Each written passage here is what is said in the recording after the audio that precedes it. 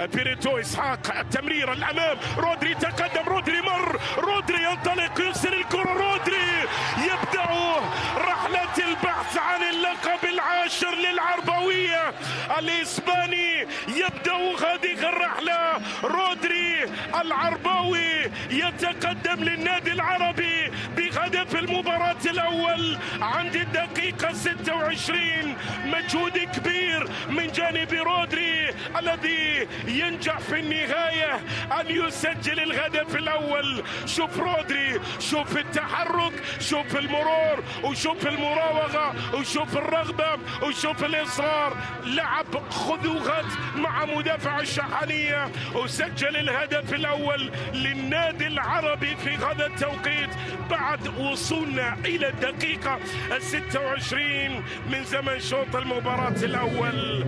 إذا 1-0 يتقدم النادي العربي عن طريق رودري. 1-0 يتقدم كرة رودري، والكرة العرضية عدت من أمام الجميع. الله العزيز، شمعة أمل جماهير الشعب التي تضيء من جديد هنا في كأس سمو الأمير.